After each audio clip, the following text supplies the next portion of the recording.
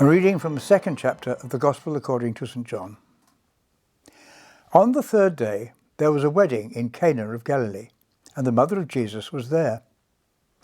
Jesus and his disciples had also been invited to the wedding. When the wine gave out, the mother of Jesus said to him, "They have no wine." And Jesus said to her, "Woman, what concern is that to you and to me? My hour has not yet come."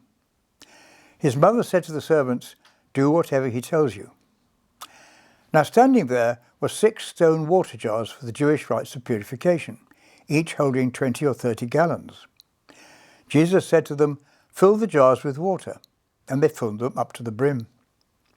He said to them, "Now draw some out and take it to the chief steward." So they took it.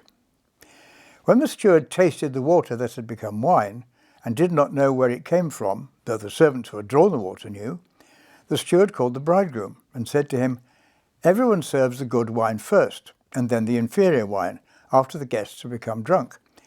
But you have kept the good wine until now." Jesus did this, the first of his signs, in Cana of Galilee, and revealed his glory, and his disciples believed in him. Certain days in our lives remain in our memories.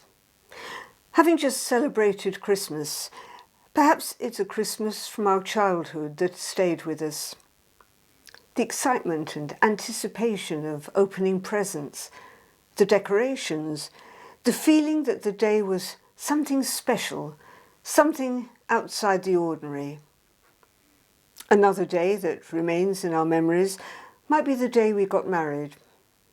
Chris won't mind me saying that it was possibly the most stressful day of the 50 years of our subsequent married life, for reasons I won't go into. Weddings are important milestones. As with other important milestones, they can be expensive, stressful, and an excuse for a lot of eating and drinking. Jewish weddings in Jesus' time could last for as long as a week. You might right now be recovering from an onslaught of family and friends, or perhaps preparing for another onslaught over the new year.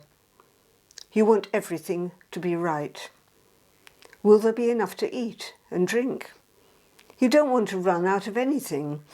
You want your guests to be comfortable and happy. Now, just to put the wedding at Cana into some sort of timeline. In St. John's Gospel, Jesus had been baptized and had gained his first disciples, Andrew and Simon Peter. He then went to Galilee, and Philip and Nathanael also became disciples. Next came the wedding at Cana, where Jesus performed the first miracle of his ministry when he turned the water into wine. The wedding might have been that of a member of Jesus' family or a close family friend. At any rate, his mother Mary was presumably involved in the planning and organisation. Jesus, his family, and his new disciples had been invited. Thinking about this first miracle, we might feel that it's a rather small, rather insignificant miracle, a low-key affair done to save the face of the bridegroom who would have been responsible for ordering the wine. To run out of either food or drink would have implied a pretty thoughtless or impoverished host. It would bring dishonour to the family. The shame of it would run like wildfire through the community, and it would be remembered for years to come. You can imagine the gossip. But for Jesus to begin his ministry with this relatively small miracle?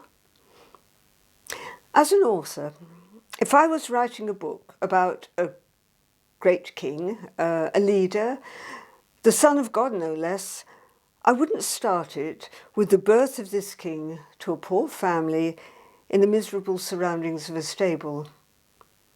Nor would I write that the triumphal entry into the capital city of this Son of God would be made on a donkey. And if I were describing the first miracle, I'd make it a really powerful, hit you in the face sort of miracle. The raising of Lazarus from the dead comes to mind.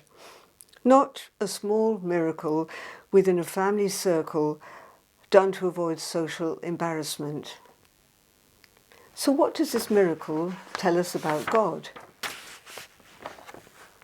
It tells us that God overturns all the things that we think are important in this world. Things like money, status, power.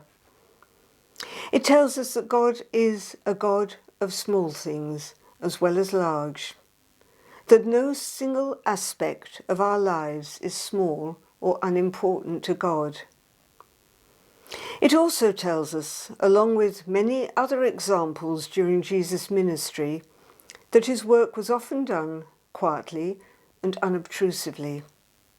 In this instance, only the servants knew that the water had been changed into wine. Overt displays of power aren't necessary to God. He speaks to us, as he did to Elijah, not only in wind, fire and earthquake, but also in a still, small voice in the following silence. In Psalm 46, the psalmist wrote, "Be still and know that I am God." In all the stresses and strains of life, such as the wedding at Cana, God is at work. If we can only keep still enough, listen for his voice, and allow him to work his miracles through us. What else does this miracle tell us about God? It tells us that God is a responsive God, one who instantly responds to the needs of others, no matter how small those needs might appear to be. I can imagine Jesus as a child, helping one of his brothers or sisters who might have fallen and hurt themselves. I can imagine him befriending a lonely child on the outskirts of the village children and drawing him into their play. A kind, loving, caring child, as God is kind, loving and caring.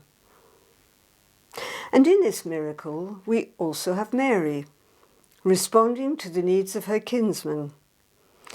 Even when Jesus told her that his time had not yet come, Mary didn't argue. She just turned to the stewards and told them to do whatever Jesus said. She knew that Jesus would help, and it's a small but fascinating insight into the relationship between Mary and her son. What did Jesus mean when he said, "What has that to do with me? My hour has not yet come"? On the face of it, it sounds arrogant, but I think he meant that the time of his public ministry hadn't come. Jesus wasn't working to his own or even to his mother's agenda, but to God's. However, being a loving son, he did respond to his mother's wish. One of the 10 commandments is to honour your father and mother. But there's a deeper layer of meaning to this miracle. Jesus used containers that were kept for ritual washing before approaching God, and he filled those containers with something that was new and good. Wine in the Bible is a symbol of joy.